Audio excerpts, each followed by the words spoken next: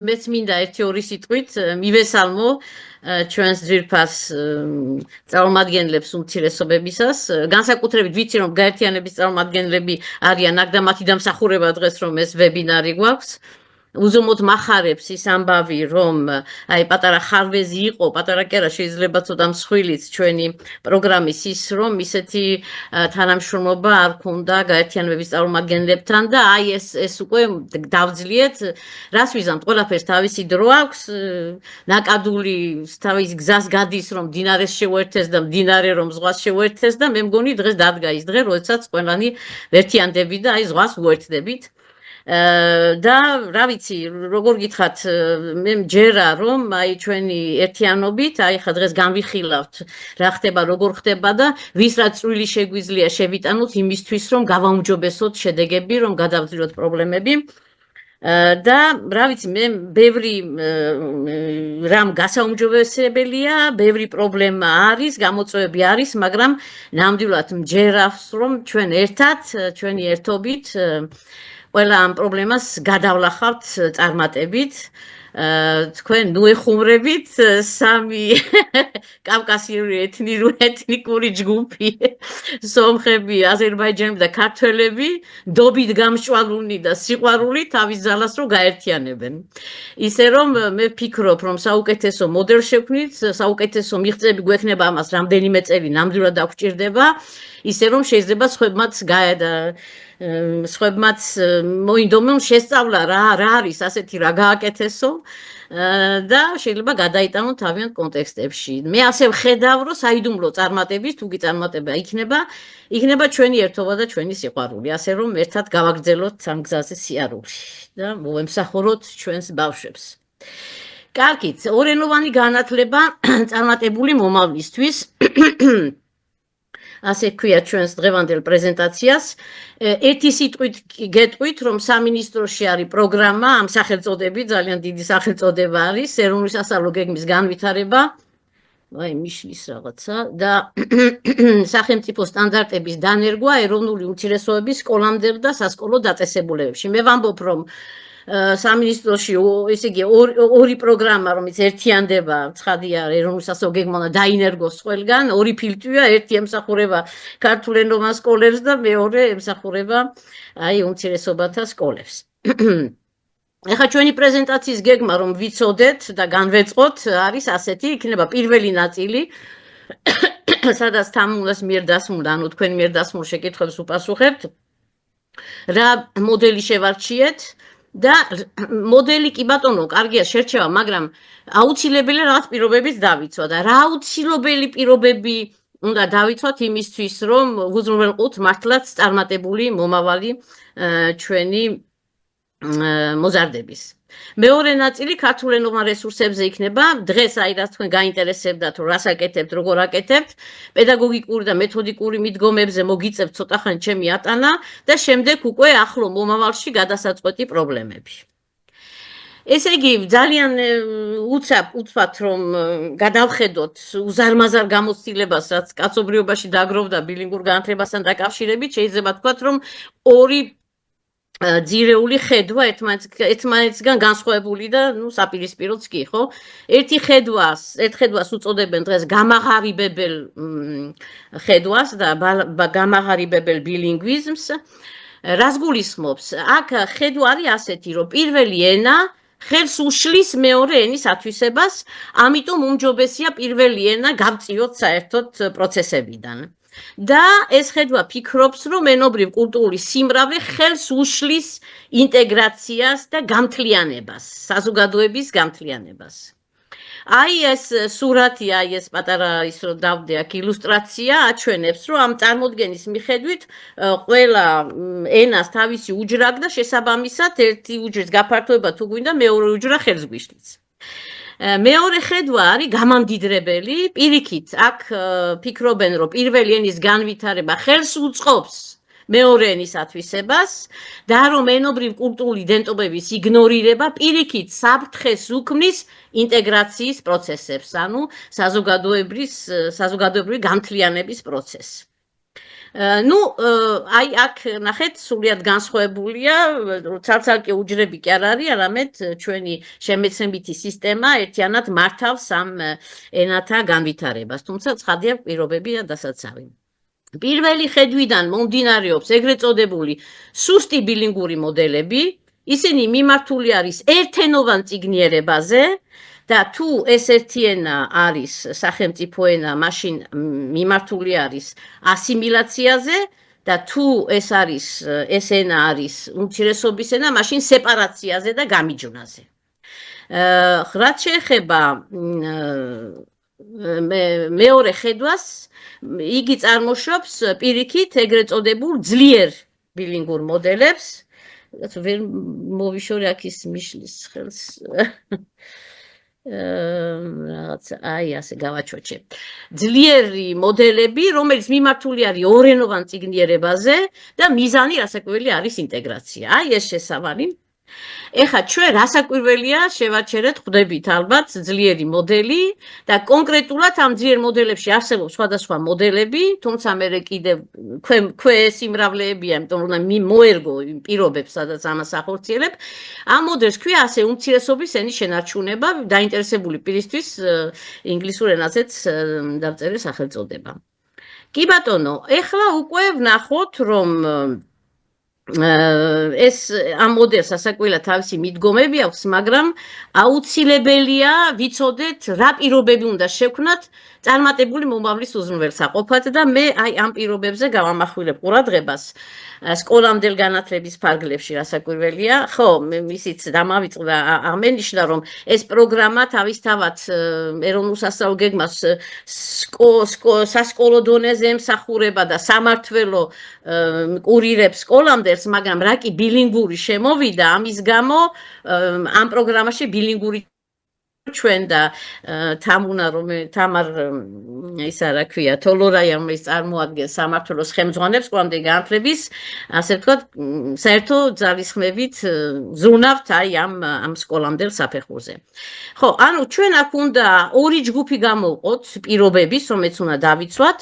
პირველი ჯგუფი პირობების არის საერთო როგორც მონოლინგური, ისე ბილინგური სკოლამდელი განათლებისთვის. ანუ ბავშვია იქაც, აქაც. ამიტომ რაღაცა პირობები უნდა დავიცვათ. მე ძალიან მიყვარს ვადარებ ბავშვის ზრდაგანვითარების პროცესს, სცენარეების ზრდაგანვითარების პროცესს, რა პირობები უნდა შევქმნათ სცენარეს და უნდა ვიცოდეთ ეს პირობები. წინააღმდეგ შემთხვევაში ვერ ხარობს და ზუსტად ეს არის მთელი პედაგოგიკის ამოცანა. ჩვენ უნდა კარგად გავიგოთ რა პირობები შევქმნათ, რომ იხარონ მართლაც თავის საუკეთესო შესაძლებლობები გამოშალონ ჩვენმა ბავშვებმა.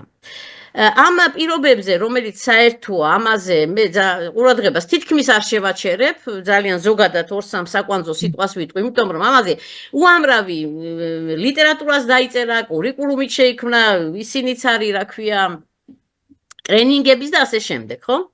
ამიტომ მე მეორე ჯგუფზე გავამახვილებ ყურადღებას ბილინგური განათლებისთვის სპეციფიკური პირობები. რასაკვირველია, აქ რაღაც დამატებითი პირობებია საჭირო, ხო?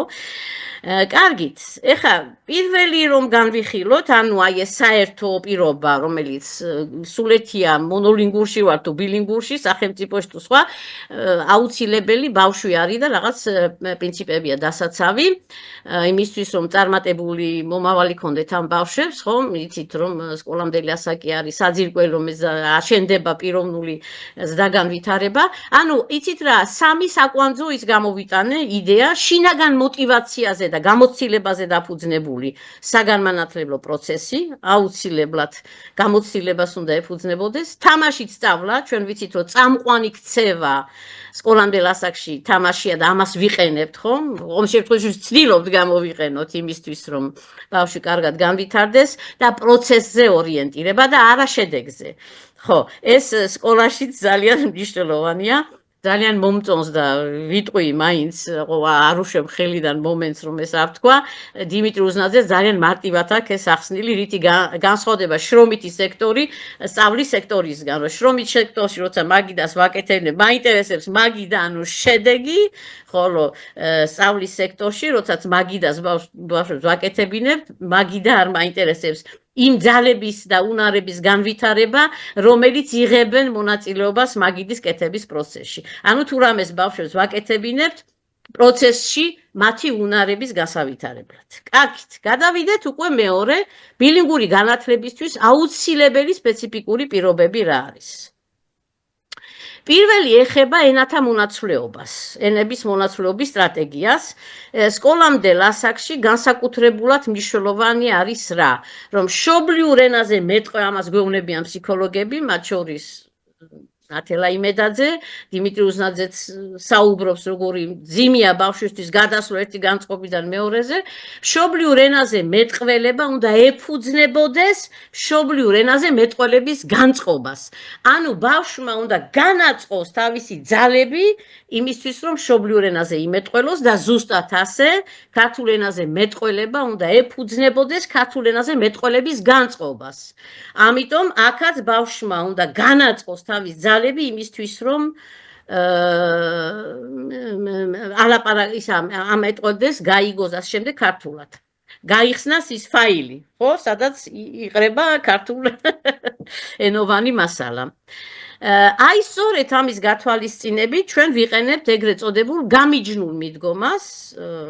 დედა როგორ მაწუხებს ეს როგორ აი მოიცა. აი ახლა უკვე აღარ შემაწუხებს. ესე იგი ვიყენებთ გამიჯნულ მიდგომას პრინციპით ერთი ენა, ერთი მასწავლებელი. აი ეს ძალიან მნიშვნელოვანი პრინციპია სკოლამდელ საფეხურზე, განსაკუთრებულად რა, ამ საფეხურზე განსაკუთრებულად, ანუ მშობლიურ ენაზე პროცესი მიყავს ერთ ამღზდელს, ქართულ ენაზე პროცესი მიყავს მეორე ამღზდელს. გარდა ამისა, გავაორმაგეთ ეს გამიჯნულობა დროითი პარამეტრით, კვირაში 3 დღე ბავშვებმა იციან, რომ მშობლიურ ენაზე მიდის პროცესი, კვირა 2 დღე ქართულ ენაზე. ანუ ნახეთ, როდესაც ამ მასწავლებელთან აქვს საქმე, უკვე განწყობა თვალსაჩინო ნიშანია ბავშვისთვის, რომ უნდა გადავიდეს ქართულ განწყობაზე, ქართულად მეტყველების განწყობაზე. როცა იმასებელთან არის, გადადის იმაზე და აი ეს ხელს უწყობს, ასე ვთქვათ, სწორ ენობრივ ორენოვან განვითარების პროცესებს.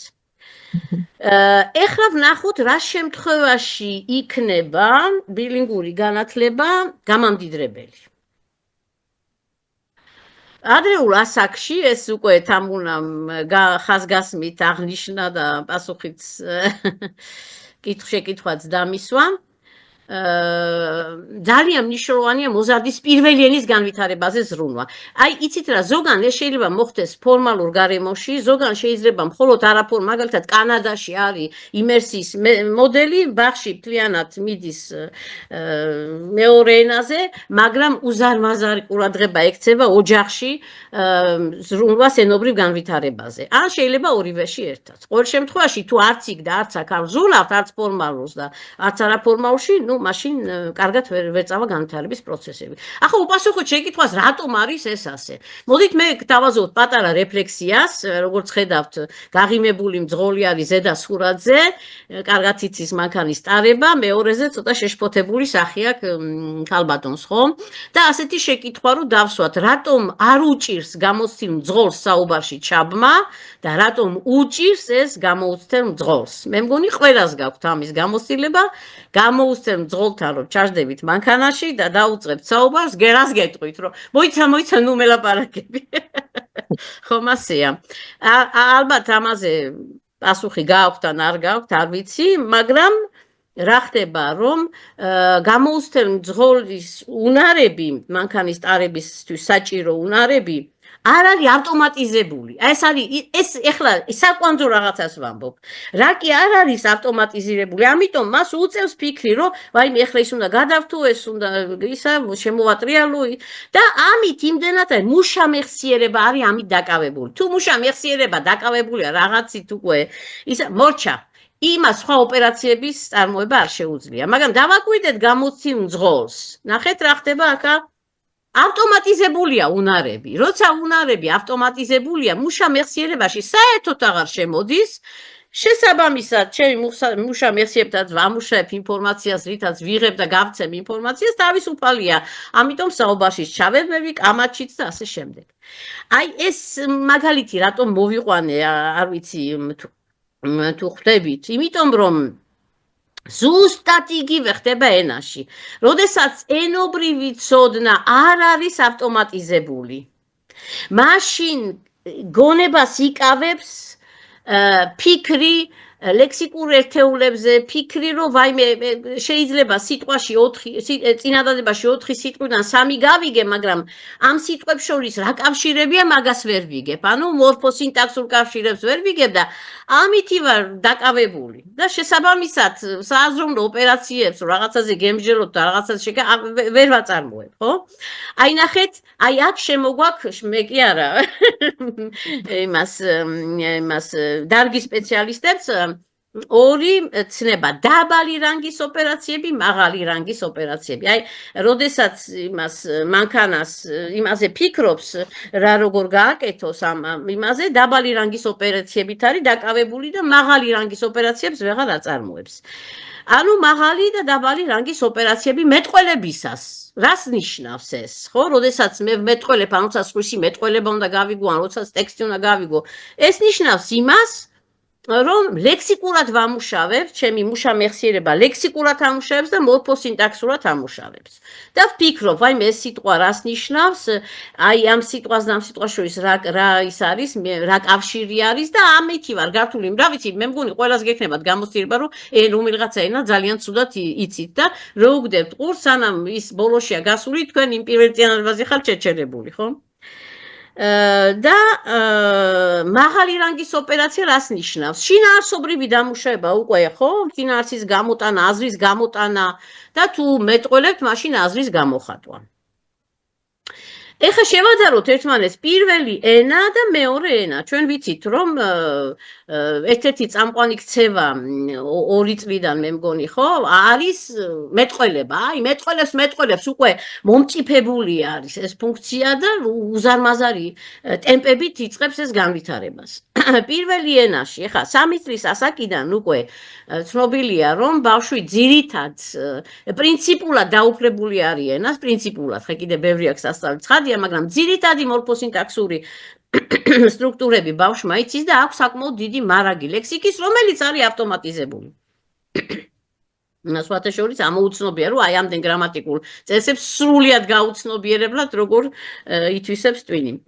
და ხო, და მეორე ენას თუ შევხედავთ, არ ფლობს ამ მორფოსინტაქსურ სტრუქტურებს და არ ფლობს ქვაკლი არა უშავს და არ ფლობს ლექსიკის მარაგს. ეს რას ნიშნავს, რომ აქ მაღალი სააზროვნოს ოპერაციებს მე ძალიან ნაკლებად მოახერხებ რა. ამიტომ იმისთვის, რომ განვავითარო აზროვნება, უნდა გამოვიყენო პირველი ენა. ეხლა შეხედეთ, ძალიან საგულისხმო ერთი ფაქტი, რომელიც კვლევებმა გამოავლინა, ძალიან ბევრმა კვლევამ, მაგრამ ერთი მომყავს, რომელმაც შეაჯამა ბევრი სხვადასხვა კვლევა, სხვათა შორის აი ჩვენი გამოცდების ცენტრი პირსის კვლევას რო ატარებს, იქაც იგივე პრობლემა გამოვლინდა, რომ ბავშვები, რომლებსაც 3-დან 6 წლამდე ასაკში ხმამაღლა უკითხავენ წიგნებს, უკეთეს სასკოლო მიღწევებს აჩვენებენ და აი რატომ ხდება ეს, ხო? რა განაპირობებს ამ კავშირს, ამ კორელაციას? ადრეულ ასაკში წიგნიერებაზე ზრუნვა ნიშნავს, რომ უკეთესი სასკოლო მიღწევები გვექნება. აქ ჩვენ ორ რაღაცაზე შევაჩერებთ თქვენს ყურადღებას. ერთი ეს არის აზრობრივი სქემები, მეორე ეს არის სიტყვათა მნიშვნელობა. მოდით დავიწყოთ აზრობრივი სქემებით. ეხლა აზრობრივი სქემა რა არის? გონებაში დამკვიდრებული წარმოდგენები. ანუ ჩვენ ცოდნა გამოცდილების მიღებასთან ერთად ვითარდება ჩვენში აზრობრივი სქემები და ამითი ვამუშავებთ ინფორმაციას. მოდით ეხლა ცდა ჩაატარეთ. აი ეხლა მე თქვენ რო გითხრათ, რომ აი თუ შეიძლება ერთი გამოგვიგზავნეთ თქვენი მოსაზრება, როგორი უნდა იყოს ამღზდელი. ან შეიძლება მე გითხრათ, რომ მოდით ვიღაცებმა დაწერეს გამოგიგზავნით და წაიკითხეთ და მითხარით ეთანხმებით თუ არა, რომ ასეთი უნდა იყოს ამღზდელი, ხო? ბაღის ამღზდელი. ამ დროს თქვენ თითო ვინც ამ ვებინარზე ბრძანდებით, სულ ყველას რაღაცა ცოდნები და რაღაცა წარმოდგენები უკვე ჩამოყალიბებული გაქვთ, ხო? თქვენი გამოცდილების საფუძველზე, ნასწავლის საფუძველზე, ამიტომ გააქტიურებთ, გაიხსნება თქვენი გონების საცავებიდან აი ეს აზრობრივი სქემები და შეძლებთ ამ ინფორმაციის დამუშავებას. ეხლა ავიღოთ სხვა მაგალითი, როგორ გადავჭრათ ხაერის დაბინძურების პრობლემები დიდ ქალაქებში, სპეციფიკური ცოდნა სავარაუდოდ არც თქვენგანს არ აქვს, მაგრამ რაღაც ცოდნები მაინც გაქვთ და მაინც შეძლებთ, რომ რაღაცა მოსაზრებები გამოთქვათ, ან რაღაცა დაწეროთ, ან რაღაცა, რა ვიცი, სხვადასხვა ტიპის აქტივობა. ასევე თუ ვიტყვით, რა უნდა გავაკეთოთ სკოლამდელი განათლების ხარისხის გასაუმჯობესებლად. აი მე მინდა გითხრათ, ეხლა აი ჩვენი ძვირფასი კოლეგები გაერთიანებიდან დღეს რო დავსხდეთ, შეიძლება 2 დღე ვერ გავჩერდეთ. 2 იმდენ რამეს იტყვიან ამასთან დაკავშირებით. იმიტომ რომ ამასთან დაკავშირებით ძალიან ბევრი აზრობრივი სქემები აქვს, უზარმაზარი ცოდნა გამოცდილება აქვს, ხო? მაგრამ აი ეხლა ასეთი შეკითხვა რო დაგისვათ მე თქვენ. ეთანხმებით თუ არა ლოგიკური სემანტიკის წარმომადგენლების განმარტებას დენოტატისა და სიგნიფიკატის შესახებ როგორა ვითარება, რამე აზრობრივი სქემა გაცოცხლდა თქვენში თუ არ გაცოცხლდა? სავარაუდოდ არა, იმიტომ რომ არც გევალებათ ამის ცოდნა, ეს ძალიან სპეციფიკურ ლინგვისტურ ცოდნას მოითხოვს, თქვენ არანაირ ვალდებულება არ გაქვთ, რომ ეს ცოდნა გქონდეთ. მე მგონი ამითი გავარკვიეთ, რას გულისხმობს აზრობრივი სქემა. ანუ არც ერთი გაიხსნა სიგნალმა არ გახსნა, არც ერთი აზრობრივი სქემა არ გააქტიურა სავარაუდოდ თქვენში თუ მე რა ვიცი, სწორად, ნუ ახლა ფსიქოლოგი თუ ზის, ფსიქოლოგს შეიძლება კი ბატონო. მოდით ეხლა ჩვენ ბავშვის გონებაში შევიხედოთ, ბავშვს, რომელსაც ჩვენ ვუკითხავთ ჯადოსნურ ზღაპრებს სისტემურად. წარმოვიდგინოთ ასეთი სიტუაცია, რა მოხდება? ნელ-ნელა ჩამოუყალიბდება წარმოდგენები, ანუ აზრობრივი სქემები, ზღაპრის შინაარსთან დაკავშირებით, ხო? ზღაპრის სტრუქტურასთან დაკავშირებით, ასევე ზღაპრის ენასთან დაკავშირებით, ხო? შინაარსში აღმოაჩენს, იგი ყოველ ახალი ზღაპრი, ან ხშირად ბავშვი ყველამ მიცით, ხო, რომ აი ეცადა იმავე ზღაპარს ამდენჯერ გაყოლინებენ, ხო? ნუ ჯერ ესეთი უნიშნულოვანესია ითქვას, რომ მანდ მთავარი განვითარების მუხტი დევს მზრუნվել, მოსიყვარულე, ისე იგი მომნუსხველ გარემოში, რომელიც იქნება, როდესაც თქვა დედა იქნება, მამა იქნება თუ ძმა და არ ვიცი, უკითხა ან მასწავლებელი გაჩნია, როგორ არის აწყობილი ურთიერთობები, მაგრამ რომელიც იქნება, ეს უკვე მამოტივირებელია, ეს სჭირდება, ურთიერთობა ყველაზე მეტად სჭირდება ბავშვს და ეს არ მიწერია, მაგრამ მე მგონი ეს ყველას უნდა გვახსოვდეს და ზრუნველი ურთიერთობა და ეს ზრუნველი ურთიერთობა შეიძლება ვიღაცას ეგონოს, რომ ბევრ სათამაშოს უყიდი, ან ისა, არა, აი ეს არის ურთიერთობა, ზრუნველი ურთიერთობა აუცილებლად. აი ამ პირობებში ვითარდება ეს აზრობრივი სქემები. აღმოაჩენს, რომ პერსონაჟები არის ჯადოსნური ძალის მქონე, ზოგი არაჯადოსნური ძალის მქონე, ზოგი ბოროტი, ზოგი კეთილი, არსებობს ჯადოსნური ნივთები, ეს არის უცნაური ამბავი, ბოროტებისა და სიკეთის ბრძოლა, ხო?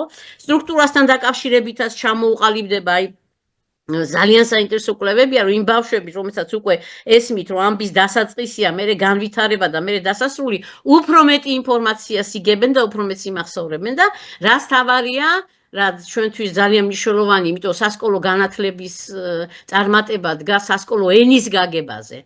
ხო?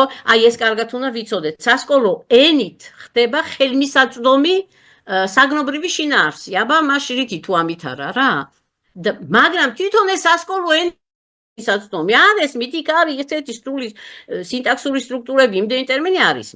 ნახეთ ეხლა ეს ბავშვი, მისი ენობრივი ვითარდება, ლექსიკური მარაგი ვითარდება, მორფოსინტაქსური აზრობრივი სქემები ვითარდება და 2-3 წლიდან დავიწყეთ და მივედით 6 წლამდე და უკვე გაცილებით უფრო რთული ქსოვი, ენობრივად რთული ქსოვილის ზღაპრების გაგება შეუძლია, ნუ ზღაპარი ან სხვა, ხა მაინც და მაინც ზღაპარი არ არის აუცილებელი, მაგრამ ცხადია ეს.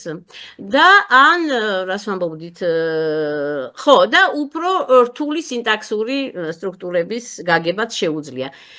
მაშასადამე, სად არის აქ ჯადოსნურობა ვნახოთ, ბარემ ჯადოსნურ ზღაპრებზე საუბრობთ.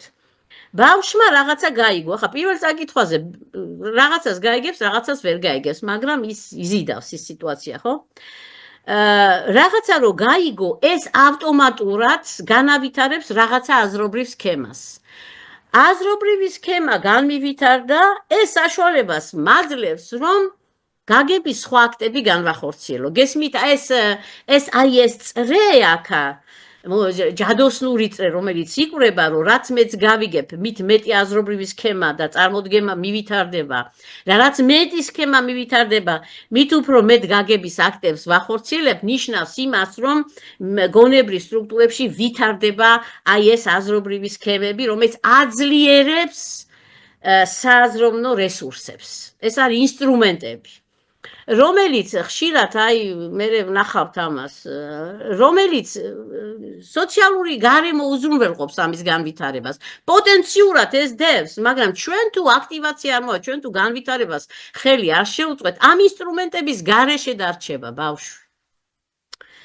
შესაბამისად, ეს კვლევა ამით მართლდება, რომ ყოფითი მეტყველება არის, რაც ყველა ბავშვს აქვს, იმიტომ რომ ყოფითი მეტყველება რა, იცით, ინფორმაციის გაცვლა გამოცვლისას ძალიან დიდი წილი მოდის არავერბალურ ელემენტებზე. ჩვენ სადღაც დგავართ, რაღაცას ვიტყვი, მოვიდა, ხო? ყველამ ვიცით, სად ვართ, ვინ მოვიდა, ველოდებოდით, არ ველოდებოდით, მაგრამ და საყრდენები არის ბევრი. მაგრამ თუ მე ამბავი უნდა მოვყვე, გაცილებით მეტი რაღაცის თქმა მომიწევს, ხო, რომ ვინც იქ არ იყო იმისთვის. აქ უკვე შევდივართ უფრო იმაში, მაღალ საფეხურზე ენობრივი მოთხოვნების. როდესაც ჩვენ წიგნიერებაზე ვზრუნავთ, მაშინ ყოფითი მეტყველება ვითარდება და მაღლდება წიგნურ მეტყველებამდე. ანუ წიგნური მეტყველება რა არის?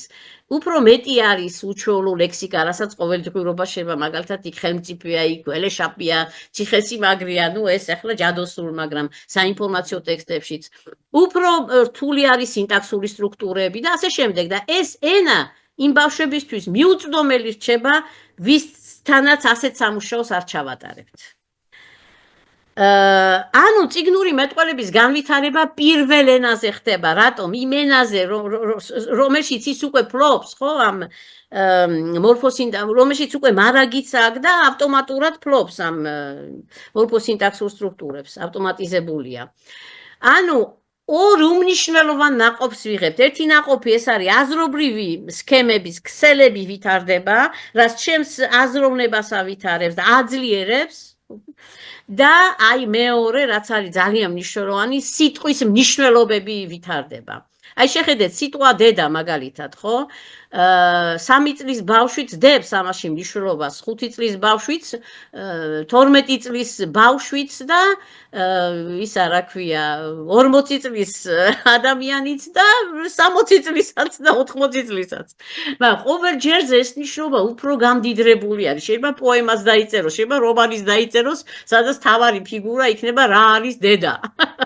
ხო, და აქ მერე შემოვა დედობა და ასე შემდეგ. ეხლა პატარა ბავშვი, ნახეთ, სიტყვები შეიძლება განზოგადების ხარისხი იყოს ძალიან პრიმიტიული. მაგალითად, გაიგო, რომ თქვათ, გია არის მისი ძმა. თვითონ სიტყვა ძმა დაუკავშირდა გიას. ამ შემთხვევაში კონკრეტულ ხატებაზე არის მიჯაჭვული. და წარმოდგენაც არის ძალიან კონკრეტული თვალსაჩინო, რო იტყვი ძმა, პირდაპირ გიას ხედავს გონება. მაგრამ მერე გამოცდილების გაზრასთან ერთად იქ სხვის ძმებს გაიცნობს, იქ აღმოაჩენს, რომ უფროსი ძმებიც არის, უმცროსი ძმე, იქ აღმოაჩენს, რომ მამაც თურმე ძმა ყოფილა ვიღაცის და ბაბუაც ვიღაცის ძმა ყოფილა და ასე შემდეგ. ზღაპრებში ნახავს უფროსი, უმცროსი ძმების და მერე რომ ძმობა შეიძლება მხოლოდ ბიოლოგიური კავშირისთვის არ აღნიშნოთ, ასე შემდეგ. რისი თქმა მინდა, რომ განზოგადება ხდება სიტყვების. რაც უფრო მაღალია განზოგადების ხარისხი, მით უფრო გაძლიერებული აზროვნებაც.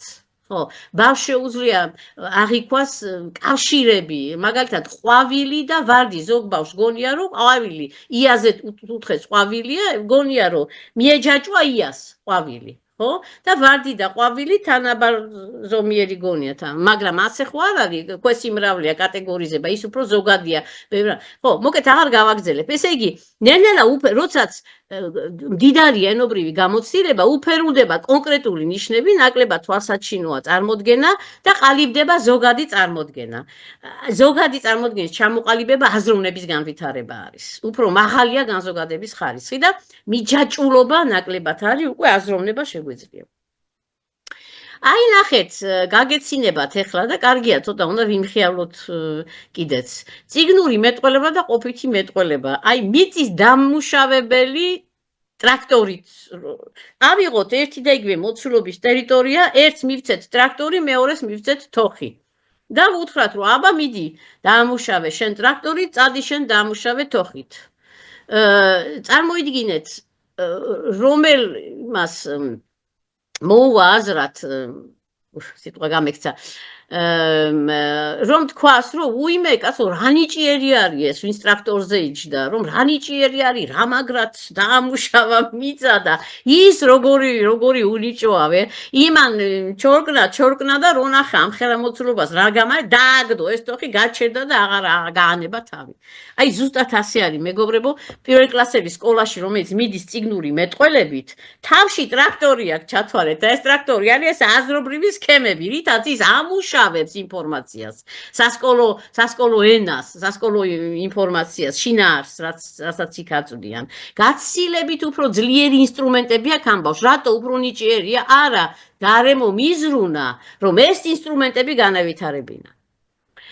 და აქეთ პირველ კლასელი, რომელიც მხოლოდ ყოფითი მეტყველებით მიდის, ის თოხით არის მისული, ის უამრავ რაღაცას ვერ გაიგებს, სასკოლო ენას ვერ გაიგებს და დაკარგავს мотивაციას, მოეჩვენება, რომ მას ამის სწავლა არ შეუძლია და მე 1000 რამე.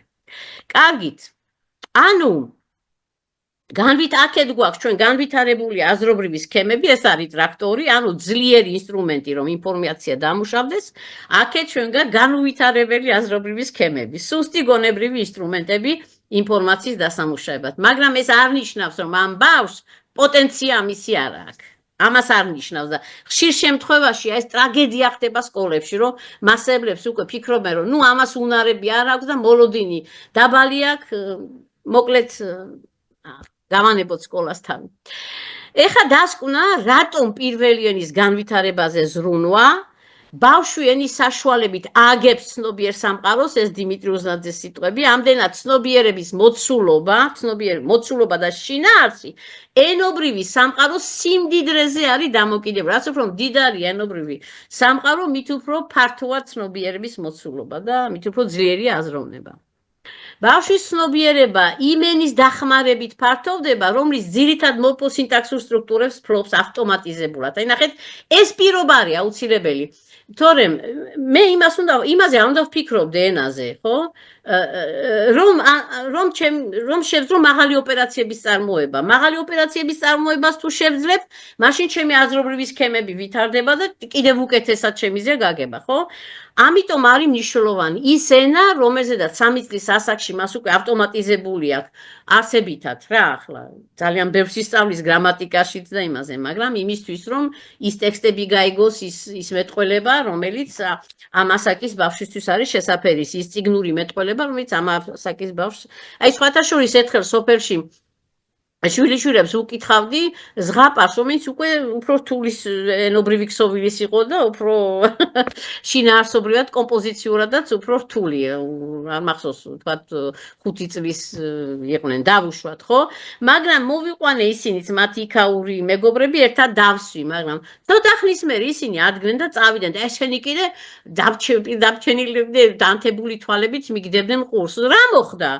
მიუწვდომელი გახდა ის შინაარსი მათთვის, ის ენა მათთვის არ იყო გასაგები და ამიტომ რასაკვირველია, რა ინტერესი ჰქონდათ, ხო?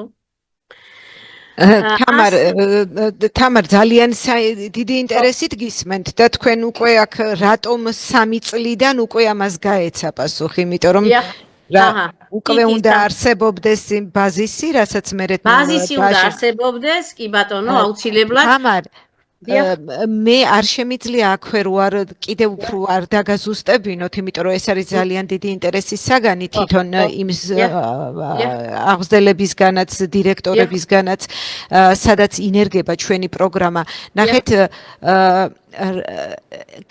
დანერგვის მეთოდოლოგია როგორია და მათ რაც ყველაზე მეტად აინტერესებთ, რამდენად არის თანხვედრაში იგი იმ კურიკულუმის პრინციპებთან და მიდგომებთან, რომელიც უკვე შერჩეული აქვს ბაღს, ამაზე შფოთავენ. კარგით, ამას შევეხებით აუცილებლად. ხო, მოკლედ, ანუ ამას სწრაფად გადავახტეთ. ხო, არა, ეს უაღრესად მნიშვნელოვანია. აი მიმართება. კი. ნუ მოკლედ აქ ძალიან უცბად გავივლი, რომ იმ საკითხებზე გადავიდეთ, ანუ რა მიმართებები არის პირველ და მეორე ენებს შორის, ხომ, რომ პირველი ენის ათვისება ხდება სამყაროს ობიექტებთან პირდაპირი კავშირის დამყარების გზით. მაგრამ როდესაც მეორე ენა შემოდის, შუამავალი პირველი ენა არის. ანუ მეორე ენის ათვისება დაეყრდნობა პირველ ენაზე მიღებულ ცოდნას. აი ეს არის მნიშვნელოვანი. ამიტომ აი ეს რო არ ვთქვათ, ამ უნდა გადავალ, თქვენ ეთყობა უკვე დიდი დრო გავიდა ალბათ, ხო, გამეპარა დრო. ესე იგი, აი ნახეთ, ეს არის შავ წერტილების ზოლს რო ხედავთ, წარმოვიდგინოთ, რომ ის წყლის ზედაპირია, ეს არის ორენოვანი აისბერგი, ზევით არის ერთი ენა, მეორე ენა და თითქოს წყლის ზედაპირზე თუ არ ჩავმავდებით, ხედავთ, რომ ორი ერთმანეთისგან დამოუკიდებელი აისბერგია, მაგრამ სინამდვილეში მათ საერთოდ ძირი აქვს და აი ეს არის მნიშვნელოვანი, რომ როდესაც მე პირველ ენაზე ვაყალიბებ სამყაროს შესაძლებლად მნიშვნელოვან წარმოდგენებს, იქნება ეს თვისობრივი მიმართებები, რაოდენობრივი სივრცითი, დროითი თუ ასე შემდეგ, ამას ეყრდნობა უკვე მეორე ენა. როდესაც მე ვიგებ მაგალითად მიზეზშედეგობრივ კავშირს პირველ ენაზე, ხო? ეს უკვე შეძენილი ცოდა, რომელსაც მე მეორე ენაში ვიყენებ და ნუ აქ შემდეგ უკვე მეორე ენაზე პირველ მშობლიურ ენას ბავშვი არ აკვირდება, მეორე ენას აკვირდება და ამ დაკვირვებიდან პირველ ენაზე და რეფლექსია გადადის, რაც კიდევ ამით იხსნება. ვიცი რა, მე მინდა იმ სათაურს უპასუხო, როდესაც ვამბობთ, რომ ბილინგური განათლება წარმატებული მომავლისთვის, მე მინდა აქ ვთქვა თავარი, რომ და გადავალ იმაზე, რომ აი ეს სადაც გამართული ბილინგური ისინი არის მოდელები მეთოდიკურად გამართული, იქ ბავშვებს უკეთეს შედეგები აქვს ვიდრე მონოლინგურისას. რატო? აი აქ არის ნათქვამი ეს, რატომ?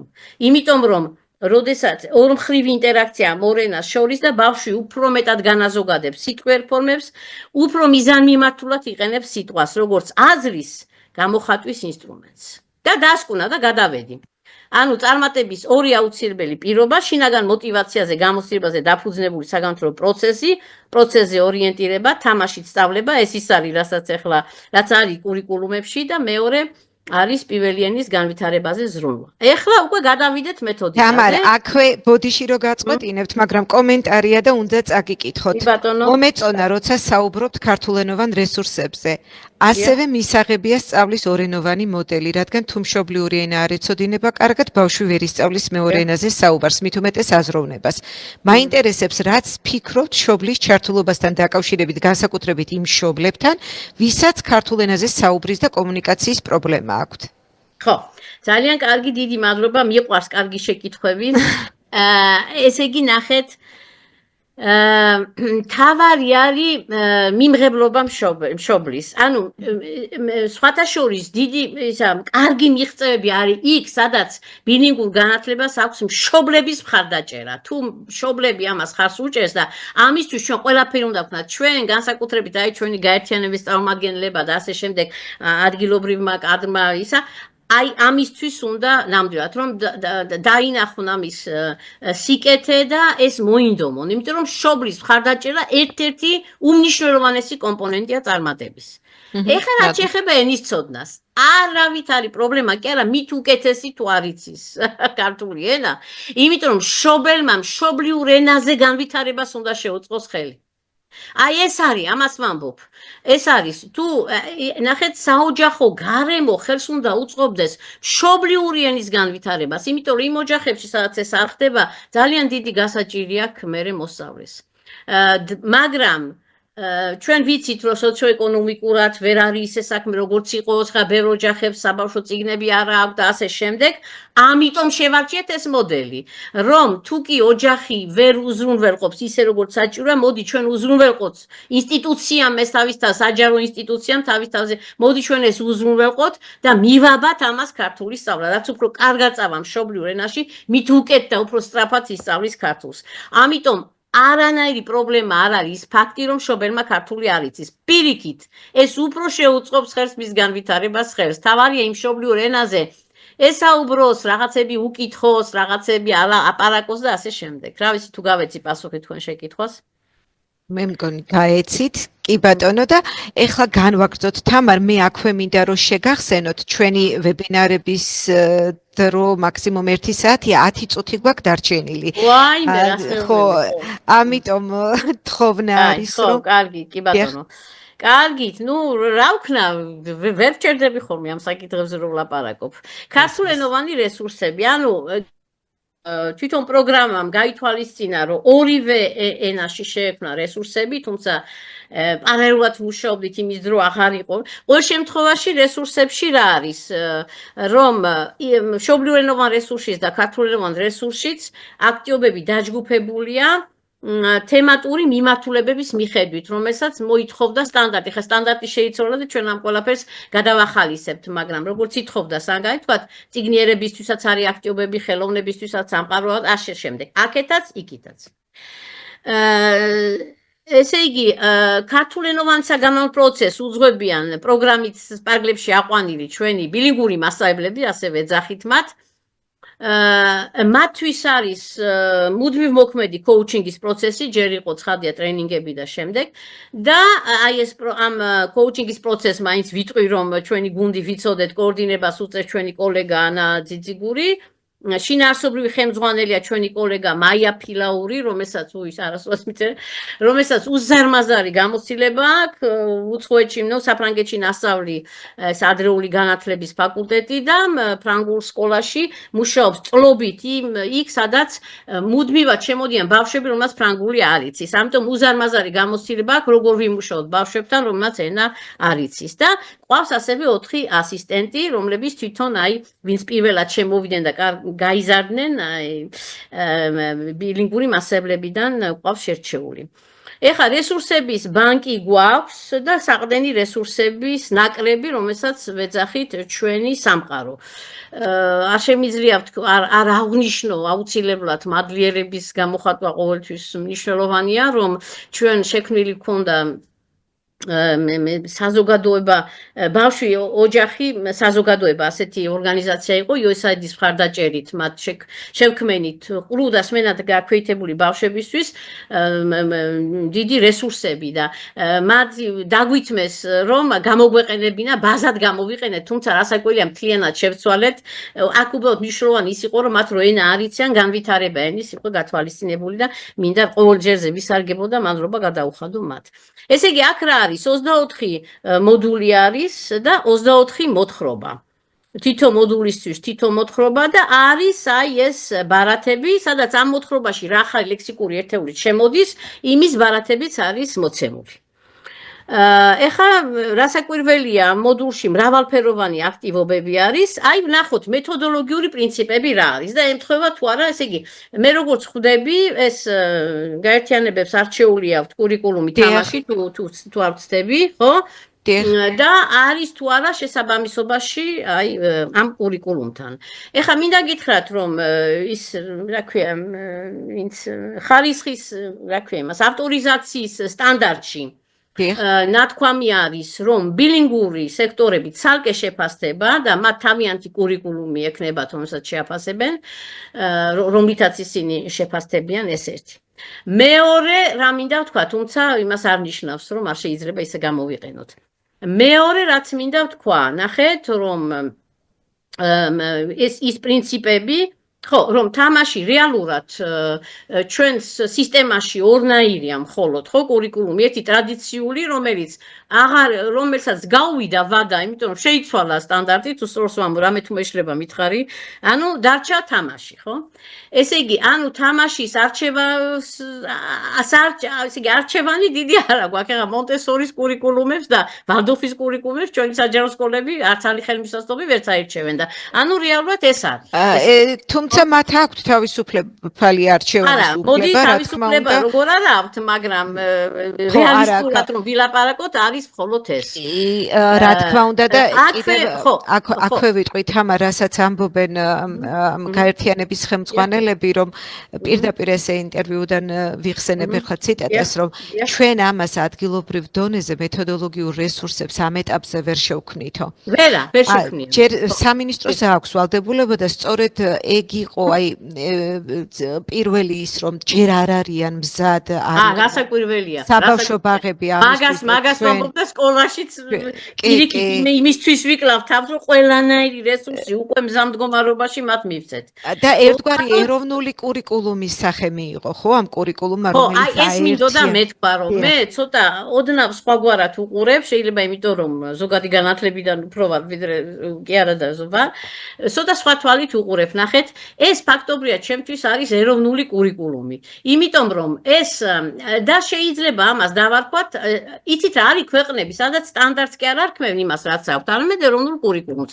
ეხლა ჩვენთან არის სტანდარტი მაშინ ეს კურიკულუმი შეიძლება ასე განვიხილოთ რომ ის არის სტანდარტის გზამკვლევი ძალიან არ შემიძლია მე ჩემი ექსპერტული სამაგ და ჩემი მოსაზრება უნდა გამოვთქვა ხო მე რა ხო ეს არის არაჩვეულებრივი კურიკულუმი მე გასაკვირია გავეცანი ამ კურიკულუმს ეს პრინციპები არაჩვეულებრივია და სრულიად მისაღები და ჩვენ ვცდილობთ რომ მთლიანად ამ პრინციპებზე ვიდგეთ შეიძლება ხან გამოგდის ხან არ გამოგდის მაგრამ ამას ვცდილობთ მაგრამ ეხლა უფრო შორს რომ წავიდეთ ეს არ არის დაწესებულების კურიკულუმი იმიტომ რომ დაწესებულების კურიკულუმი არის გზა რომელსაც ის თავის ამღზდელებს აღსაზრდელებს ბოლოში თავის აღსაზრდელებს თავაზობს ანუ მე რაღაც დავაკვირდი რაღაც აქტიობები შევიტანე მე შეფასება ჩავატარე პროცესს დავაკვირდი იქ რაღაცა ეს კურიკულუმი აქეთკენ უბიძგებს სწორედ რომ ისინი იყვნენ ამ კურიკულუმში ყველაფერი არის მოცემული რა არის რაც თქვენ კონტექსტში უნდა დანერგოთ კი ღირებულებები და პრინციპები პედაგოგიკური პრინციპები რაც თქვენ იქ მაგრამ ეს დასანერგია არის კონკრეტულ აღსაზრდებებთან, კონკრეტული აქტიობებით, კონკრეტული რესურსებით, კონკრეტული შეფასებებით და აი ის არის ჩემთვის კურიკულუმი. იმიტომ რომ კურიკულუმის აზრი რა არის? საიდან მოდის საერთოდ? მოდით ეს კარგია ხოლმე. სიტყვა კურიკულუმი საიდან მოდის? როდის შემოვიდა? მე მგონი 80-იან წლებში შემოვიდა, როცა უკვე ევროპაში აღარ აკმაყოფილებდათ ის რაც ხდებოდა. იქ იყო აი როგორც ისეთი პროგრამები, აი არტახებით, რომ ამ საათზე ისა, იმ საათზე ისა, იმ საათზე ესა, ჩვენც ასე გვქონდა ადრე, ხო? და ეს გასკდა, ეს არ გამოდის და ამ დროს შემოვიდა სიტყვა კურიკულუმი. კურიკულუმი დამკვიდრებული იყო იმ ქვეყნებში, სადაც პირიქით არავითარი ერთიანი პროგრამა არ არსებობდა, ყველა თავისას ბჭყალებში უბერავდა და გადაწყვიტა იმ რა ქვია, ანგლოსაქსონური ქვეყნებში, ხო, გადაწყვიტა რომ ვაიმე ძალიან სულ სხვადასხვა მიმართულებით რაღა ვქნა და მოდი რაღაცა ორიენტირების შევქმნათ, გზა საითკენ უნდა მიდიოდნენ. და კურიკულუმი ესა თავის ეტიმოლოგიაში კურიკულუმი ნიშნავს რას? სვლას. და ამით არის, როდესაც საფრანგეთში შემოვიდა ტერმინი კურიკულუმი, ძალიან ფრანგები, ანგლოსაქსონებს ძალიან ებრძვიან, არ უნდათ რომ იქაური ტერმინები შევიდნენ მათგან, გესმის და დაიღვარა ბევრი მელანი, რომ რატომ შემოგვაქვს ეს ტერმინი, კონცეპტუალური სიახლეა თუ უბრალოდ მეტიჩრულად გვინდა. და ბევრმა დაწერა, რომ ამას მოაქვს ახალი მიდგომა, რომ მოსწავლე არის ცოდნის ამგები. და მოსწავლისთვის ჩვენ აი როგორც თქვით დღეს ხო რომ პირობებს ვქნით რომ ის განვითარდეს. სასკოლო საფეხურზე ეს რას ნიშნავს რომ მე კი არ უნდა ავუხსნა, მას უნდა ავახსნევინო, იმიტომ რომ როდესაც თვითონ ხსნის, როდესაც თვითონ არის კეთების და აზროვნების პროცესში ჩართული, მაშინ არის რომ ცოდნა ფესვს იდგამს. თამრიკო და სკოლამდეში თამაში. დიახ. მე უნდა შევთავაზო მას იმგვარი თამაშები რომელიც მის შინაგან მოტივაციას პასუხობს ან თვითონ აირჩევს ან ჩვენ შევთავაზებთ ყოველ შემთხვევაში სპეციალურად დღეს თუ იქნება ამაზე კამათი აგერ მიდევს კურიკულუმი თამაში და იქ ძალსახად წერია რომ არის მონაცვლეობა ბავშვის ინიცირებული მასების ინიცირებული ჩვენ კოლეგებთან ქონდა ძალიან კარგი შეხვედრა რომ იცით რა ზოგჯერ ტერმინებში შეიძლება მე სხვა რამეს გულისხმობ და ის სხვა და მე მგონი ჩვენ ბევრ რამეზე შევთანხმდით ხო კი რასაკვირველია და იმაზეც შევთანხმდით რომ აი რასაც თქვენ აღწერდით რომ თავიდან აი რა მთელი ეს ანგლოსაქსონური საზოგადოება რამაც აღაშფოთაო ხო რომ ის რომ ყოველი ის უნდა თავისუფალი გაცილებული მიდგომებიდან გადმოვედით ახლა ამ კონსტრუქტიულ მიდგომაზე და ეს კურიკულუმი სწორედ ამის ნიმუშია. კი ბატონო. შინაგანი მოტივაცია აუცილებლად. გაძლიერება, ნახეთ, რაღაცა ისე გამცელდა თითქოს მასების ინიცირებული არაფერი აღარ უნდა იყოს მასები. არა ბატონო, ჩაიხედე და უწერიათ, როგორ გეგმავს ორი თვისას, როგორ გეგმავს ყოველდღიურს, როგორ ისა. უბრალოდ გაცილებით მეტად უნდა გავითვალისწინოთ რა იზიდავს და რა და თუ რაღაცა ეხა ისე ხო არ წავიყვანთ პროცესს, რომ თუ კითხვა უნდა არასოდეს აღარ ვაკითხოთ. ეს ხო აბსურდი იქნება ამის თქმა რა. მაგრამ პედაგოგიკური სტრატეგია მნიშვნელოვანია. მე ინტერესი გამოვიწვიო. აი ეს არის. სხვათა შორის აგერ არის აი აქ მიდევს, აგერ წერია გამოწვევები, როგორც ერთ-ერთი საშუალება, რომელსაც ისა პროვოკაცია ბავშვის, ხო? ანუ აღზრდელი რაღაცა იმას იღებს, რესურსებს, რომელიც შეაქვს, რომ გამოიწვიოს მისი ინტერესი.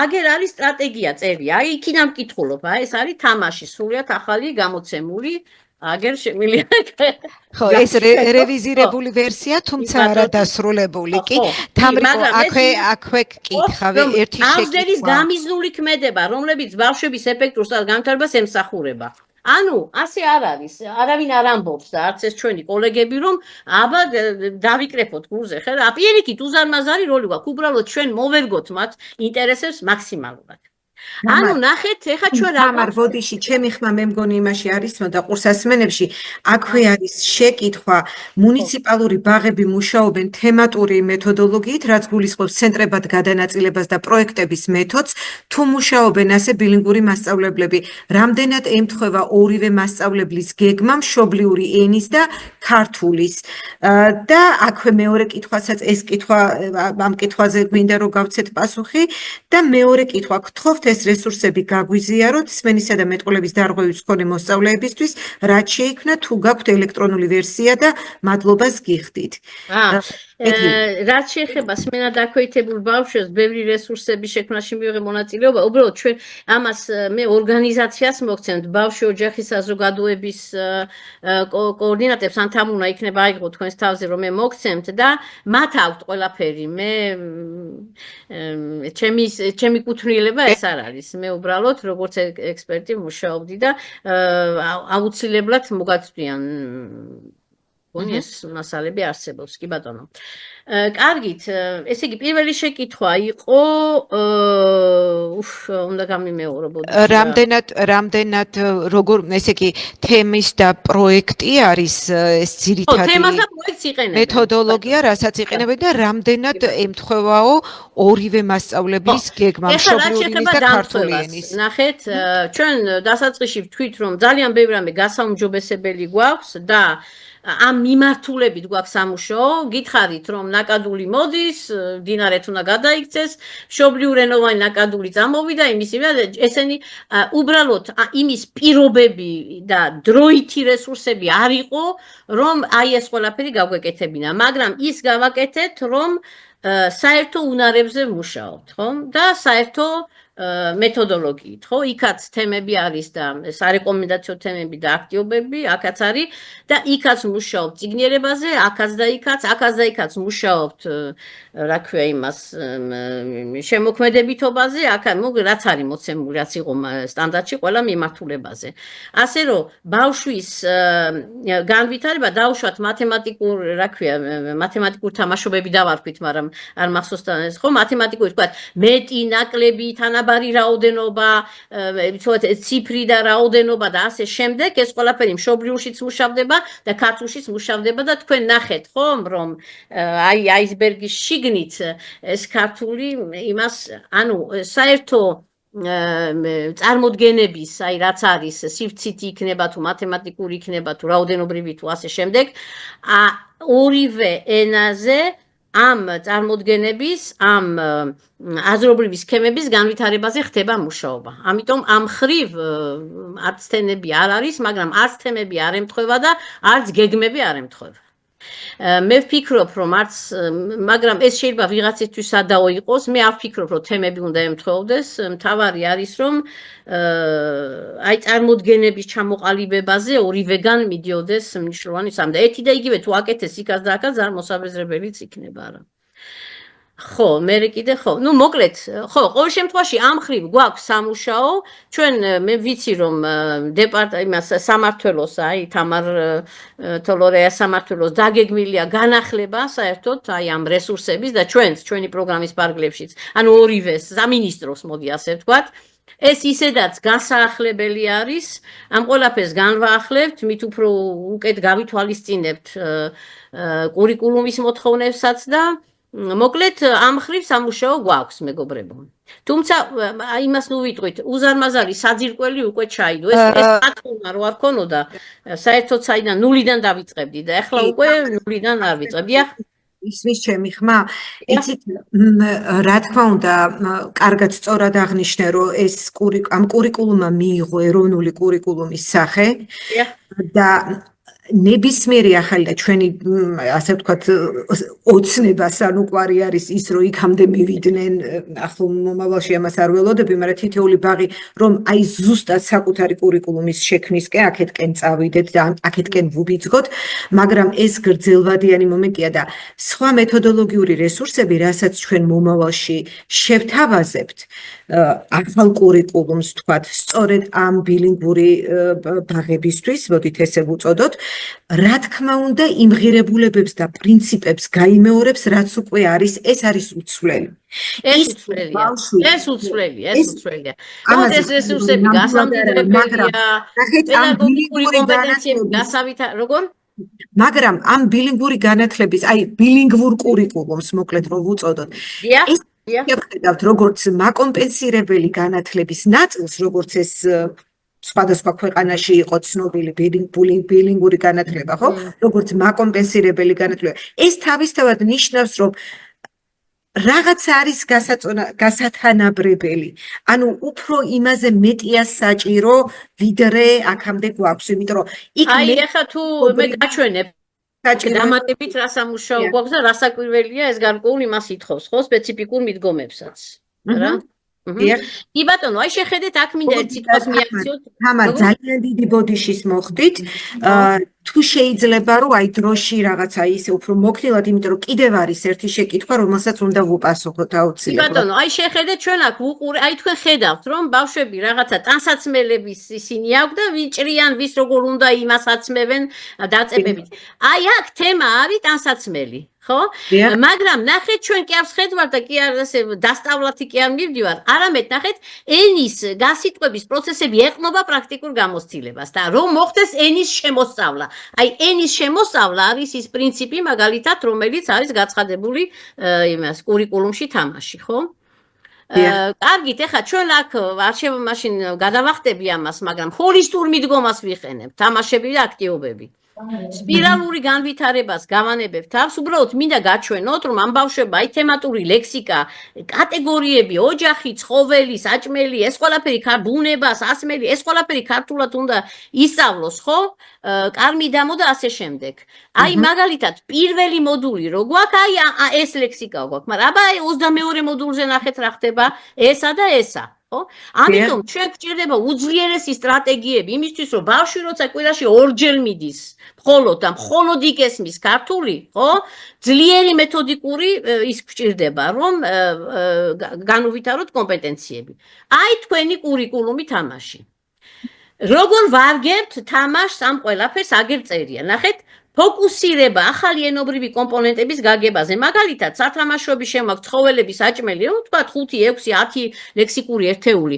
ჯერ ამ ერთეულებზე ვიწრო კონტექსტში უნდა ვიმუშაო, ხო, რომ კურმა გაიგოს, აღიქვას. აქ ჩვენი პედაგოგიკური საშუალება არის რა? გამოწვევა. ხო? ანუ ერთ-ერთი საშუალება, რომელიც თამაში წერია და ასევე სტრატეგიები, რომელიც ასევე წერია თამაში. ამას ვიყენებთ. ეხლა ნახეთ, ფოკუსირება ახალი ენობრივი კომპონენტები გამოყენებაზე. აი ბავშვი რო ჭრის იმას და ტანსაცმელებს და თვითონ რაღაცებს ააწყობს იმ თოჯინას, ესა აქ, ისა აქ, ხო? შარვალი აქ, წითელი და ისა, რა ქვია ზედას, მაისური, თეთრი და ასე შემდეგ, ესენი რო თქვას, ხო? ვიწრო კონტექსტში. აქაც ჩვენ გვაქვს გამოწვევა. სტრატეგია გამოწვევა რაც არის თამაში და სხვა სტრატეგიები. მაგრამ აქ არ უნდა გავჩერდეთ არათა შემთხვევაში ეს ახალშეძენილი ენობრივი კომპონენტები ურთიერთდაკავშირებულად და მრავალჯერადაც უნდა გამოიყენოს განსხვავებულ ფუნქციურ კონტექსტებში. თუ არ მოხდა, ნახეთ აი სპირალური პროგრესია ენისთვის ძალიან მნიშვნელოვანია, როცა მეორე ენა. მე რო ამბავს ვასწავლე რაღაცა ცხოველები, რაღაცა სათამაშოები, რაღაცა ავეჯი, ის მერე თუ არ გავიმეორე, აბსოლუტურ მივიწყებას მიეცემა, იმიტომ რომ სახში ამას არავინ არ ეტყვის, ტელევიზიით ამას ვერ გაიგებს, ხო? ამიტომ თამაშები შემოგვაქვს, სადაც სრულიად სხვადასხვა თამაშებში ეცა და იმავე იმას იყენებს და მე რო ავდივართ მომდევნო მოდულზე, იქაც ხდება, ახალს ვამატებთ, მაგრამ ძვერს ვიყენებთ. აი ასე სპირალურად მიდის. ეს არის ენისა. მე ბილინგურის სპეციალისტი ვარ და ენის, ადრეულის არა ვარ, ამიტომ ადრეულის ხალხთან ვმუშაობ, ცხადია, მაგრამ ეს უნდა დავინახოთ. ნახე, აქ რას ვიყენებთ? თამაშებს. ჩვენ გვაქვს შემოქმედებითი თამაშები, გვაქვს კვლევითი თამაშები, გვაქვს სენსორული თამაშები, გვაქვს მოძრავი, კონსტრუქციული თამაშები, დრამატული, სამაგიდო თამაშები თუ აქვს. ნუ ეხლა რესურსებზეც არის დამოკიდებული. ეხლა კონკრეტულად გაჩვენებთ. აქვე ვიტყვი რომ ამ ხრივ მასალები გასაუმჯობესებელი გვაქვს მეგობრებო, გასაუმჯობესებელი, მაგრამ უკეთეს რა გამოლევს, ხო? მაგრამ ეს უკვე არის, ეს პრინციპები ამაში დევს. ჩვენი coaching-ის გასაუმჯობესებელია და ამაზე ვზრუნავთ ახლა, იმიტომ რომ მხოლოდ ერთი ყავს 70 კაცზე ერთი ადამიანი ყავს. ახლა ასისტენტები ყავს, მაგრამ იმათ ახლა არაჩვეულებრივები არიან და შევაქებ კიდევაც ჩვენ ასისტენტებსაც და ბილინგურის მასწავლებლებსაც, მაგრამ ცოდნა გამოცდილება, ესენი ხო იქიდან არ მოდიან, არ უსწავლიათ ამ მიმართულებით, ახლა იძენენ ამ ცოდნა გამოცდილებას, ხო?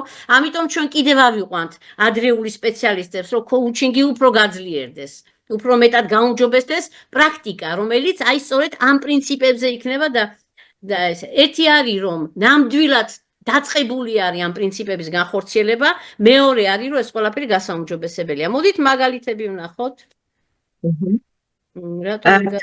თუმცა თამარ აქვე კომპეტენციების გაუმჯობესებაზე, როდესაც საუბრობთ აღმზრდელების, ერთი რაღაცა უნდა გვახსოვდეს, რომ აი ბილინგური აღმზრდელები, მასწავლებლები რეალურად არიან ყველაზე მაღალი კომპეტენციის მქონენი, ხო?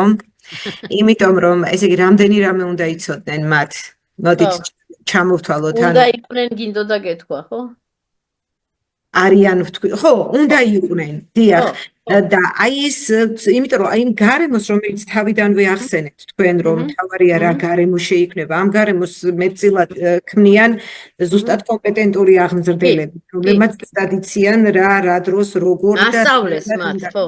ხო, მაგრამ აი ბილინგურ აღმზრდელებს მომავალში გარდა იმისა, რომ ორივე ენაზე უნდა შეეწყოთ ეს დაგეგმა და მთელი ამ სტრატეგიების შემუშავება, ასევე უნდა გააჩნდეთ ენობრივ კულტურული მგრძნობელობა, ხო? ძალიან მაგარი. ეს თავისთავად ცხადია. ეს ენობრივ კულტურული მგრძნობელობა მხოლოდ ბილინგურის კუთვნილება არ არის, იქაც არის საჭირო, იმიტომ რომ იქაც იქნებიან ისეთი მოსწავლეები, ხო?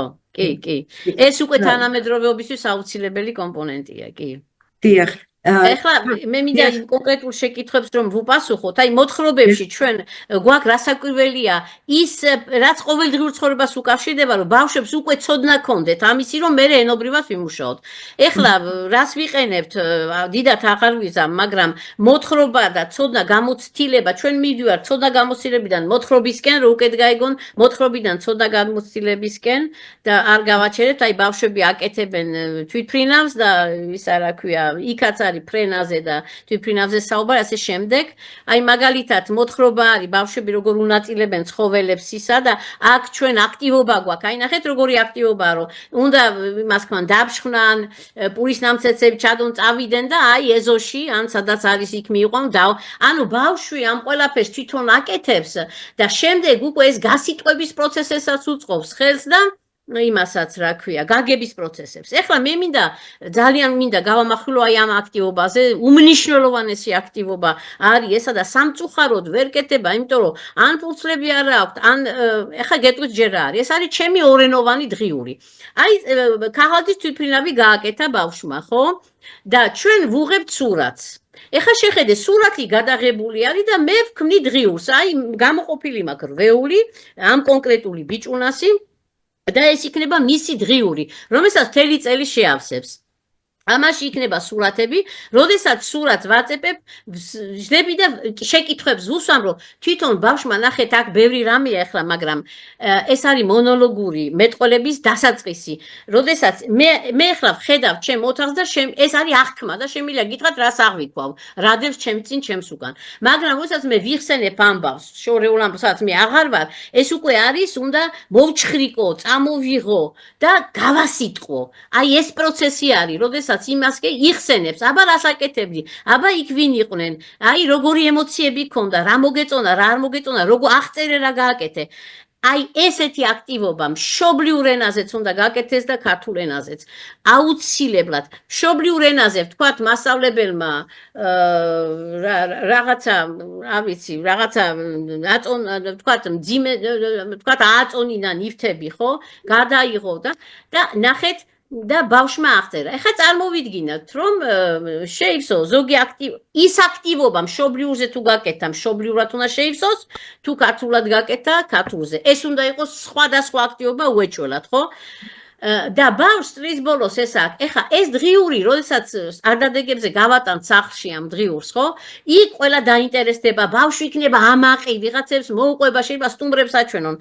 ძალიან დიდი თხოვნა მაქვს, როგორ მე მოვაგვაროთ, რომ პრინტერი გქონდეთ, იმ ფოტოს იმას კოპის გააკეთებ, ამოპრინტავ, ჩააწებებ რვეულში და რვეულები, ფურცლები გქონდეთ. აი, როგორღაც ამას რომ მივახციოთ, იმიტომ სულ როგორ ჩანს ეს პრობლემა არის.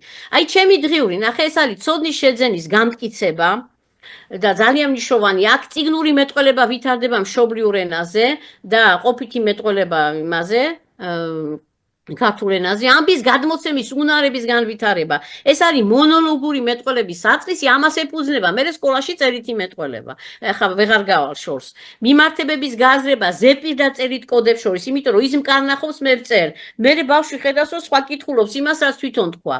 წერითი მეტყველების ფუნქციას იაზრებს და რას თავარია წერასია და კითხვის мотивация იზრდება. ეს გამოცდილი აქტივობაა. მეგობრებო, და იქნება ამოგვიდგეთ ხარში, აი გაერთიანებების მოდი აი თამარ აქვე მაშინ და თამთაც მინდა რომ ჩავრთო რა კი გამოგვიდექით ხარშიო, იმიტომ რომ შეკითხვა იყო ესეთი რა მოლოდინი, როგორია პროგრამის ავტორთა მოლოდინი მიზნების მიღწევასთან დაკავშირებით და რა საჭიროების წინაშე დგახართ, რა მოლოდინი გაქვთ ადმინისტრაციული პერსონალისგანო, ანუ ჩვენგანო, ერთ-ერთი შეკითხვა იყო ესეთი. კარგი, თითით რა, აი ეს ამას მე 5 წუთში დავამთავრებ და ბარემ ვნახოთ რომ მოლოდინიც უფრო მოვარგო, ხო? ნახეთ წერითი თამაში აიწონა, დაიწონა, აი როგორც. ეხლა შეიძლება აღმოჩნდეს, რომ პედაგოგმა შეიძლება არაჩვეულება ჩატარო, შეიძლება იქ ერთად განვიხილოთ, რომ უკეთესად როგორ შეიძლებოდა და ასე შემდეგ. მე იმის ვაკეთებ, რომ იდეალური მდგომარეობა გვაქვს, მაგრამ ამ ყველაფერს ვაკეთებ და მე დავხვეწოთ. აგერ თოვლის ბაბუაზე გვაქვს ჩვენ მოთხრობა და აგერ გაიყვანეს, ხო? აგერ აკეთებენ, ესეც თამაშია, სამყაროს აღმოჩენა. ნახე, ვასწავლით სივრცეში ორიენტირება, ზეში, გვერდით, ნახეთ ყუთების გამოყენებთ. ხედავ, თამაშობენ, მაგრამ გადავიღეთ, აბა შენ ეხლა ყუთში ხარ თუ ყუთის ქვეშ ხარ თუ ყუთის გვერდით ხარ. გესმით? აი იმის ჩვენება მინდა, რომ რაც არის კურიკულუმ თამაში, აგერ ხედავთ, მე მგონი ეს ჩანს, ხო? უამრავი სხვადასხვა აქტივობებია. აგერ ეზოში ესეთი მოთხრობა არის ეზოში ლეკვთან ერთად და ერთმა სალომე ომიაძემ დაგვიწერა ლექსები, რომელიც იმას რო იგებენ იმ მოთხრობას, იმაზე არის აგებული ლექსი. ახლა შემიძლია მოგასმენოთ ან გადავახდე, როგორც მეტყვი, როგორ აქციას თამაშად ამ ლექსის თქმა, რომ აი მიკროფონით ვითამაშო და დილის წრეზე როგორ დიდი სიამოვნებით და როცა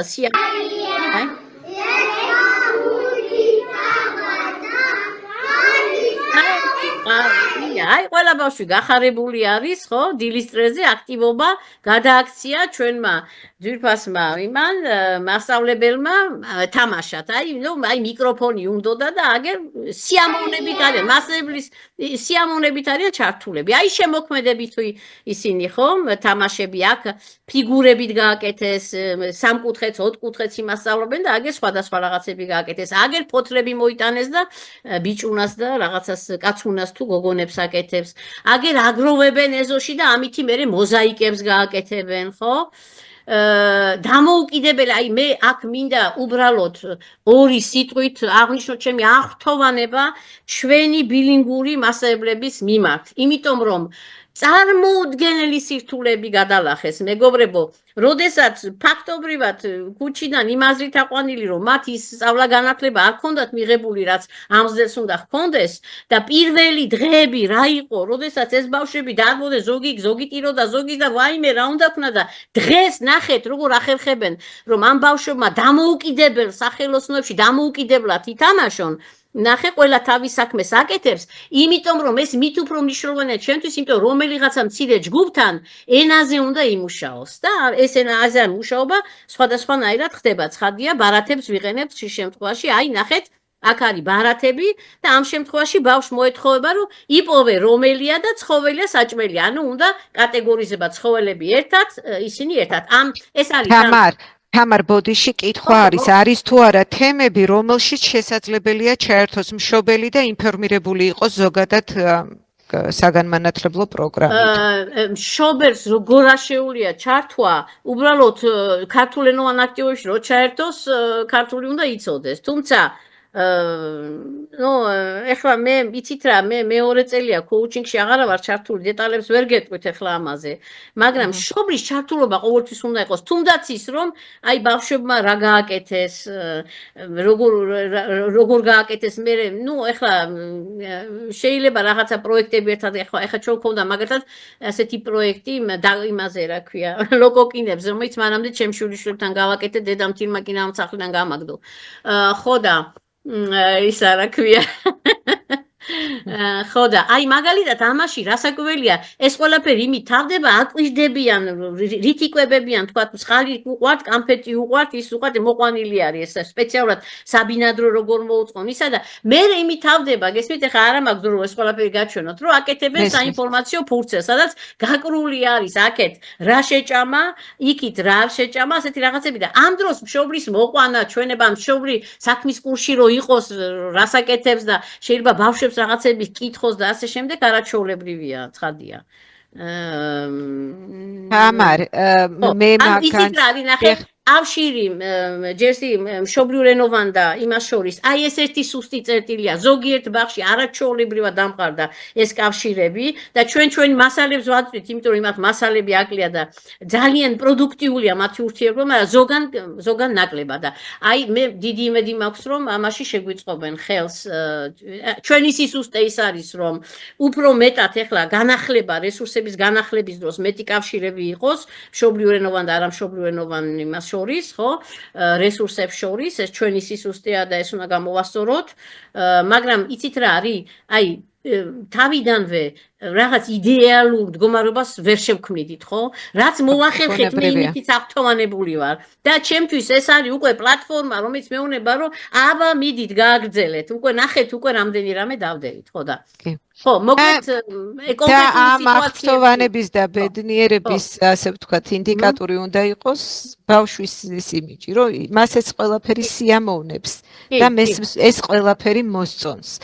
ეს არის მთავარი, ეს არის მთავარი.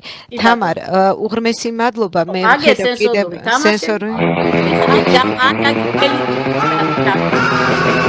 ხო, მოკლედ, აი ახლო მომავალში გადასაწყობ პრობლემებს გეტყვი და მე მგონი თქვენ შეკითხვებსაც უპასუხებთ. რესურსების გაუმჯობესება გამდიდრება უნდა მოხდება, რასაკვირველია თამაშის და სტანდარტის გათვალისწინებით.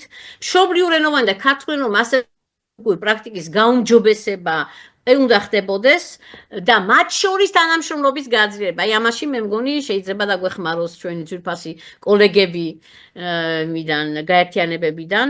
მრავალრიცხოვანი ჯგუფები ძალიან დიდი პრობლემა ამ ეტაპზე ვერ ვაგვარებთ, მაგრამ მოკლე იმას ვადაში რა შეიძლება იყოს, რომ ერთ ჯგუფში ერთი ამსდელი არ არის საკმარისი და იქნებ ის მაინც მოვახერხოთ, რომ დავამატოთ, აი ესტონეთში ერთად ვიყავით იმას UNICEF-ის წყალობით, დიდი მადლობა მათ და ვნახეთ იქა, რომ იქ არის მინიმუმ 3 ადამიანია და თანაც 15 კაციან ჯგუფებში, ჩვენთან 30 და 40-ია, მეგობრებო. ეხუმრებით რა ურთულესია. ამიტომ დავამატოთ ამ მგზნელები, ამ მიმართულებით ვიფიქროთ. რა ვიცი, ფინანსებია მოსაძიებელი და ხალხს გავზრდით და თვითონ ჩვენებიც უკვე იმხელა კომპეტენციები აქვს, რომ შეუძლიათ უკვე სხვაც დაიხმარონ. თუნდაც ორი დამხმარე, ერთი ამგზნელი იყოს ორი დამხმარე. დაწესებულებების უზრუნველყოფა უმნიშვნელოვანესი რესურსებით, მაგალითად, არ უნდა იყოს, რომ აი დღიურის გასაკეთებელი მასალა რო ქონდეს, სხვას არაფერს არ ვიტყობ. დანარჩენი ისე ყოჩაღად მოაქვთ გირჩები, ღილები, მაკარონები, აი მეორადი იმითი, ისეთ კარგ აქტივობებს აკეთებენ. თქვენ გონიათ მარტო იმ აქტივობებს აკეთებენ, რაც ჩვენ გვიწერია, არა, ახალ-ახალს იგონებენ და ეს უკვე არის კვირტები გაზაფხულის, რომ ეს ხალხი ძალიან მაგრად მიდის წინ, ხო? მერე კიდევ პრობლემა ქართულენოვანი მასწავლებლები ქართულენოვან სკოლა დაწესებულებს, სადაც სუნთლიანად არაქართულენოვანი ბავშვები არიან დმანისის, ბოლნისის, თელავის, მათ აუცილებლად ჩვენი რესურსები დიდად გამოადგებათ მაგ, იმიტომ ჩვენ ენობრივ განვითარებას ვითვალისწინებთ, ხო, სპირალური პროგრესიით. და სასკოლო მზაობის ჯგუფებისთვის ტრანზაქციასთან დაკავშირებული აქტივობის ორგანიზებაში ვფიქრობ, რომ ძალიან კარგად დაგვეხმარებოდნენ ჩვენი კოლეგები გაერთიანებებიდან, ასე მგონია. ნუ აი ეს იყო რაც მინდა, ეხლა კიდე რამე შეკითხვა თუ არის, ვეცდები რომ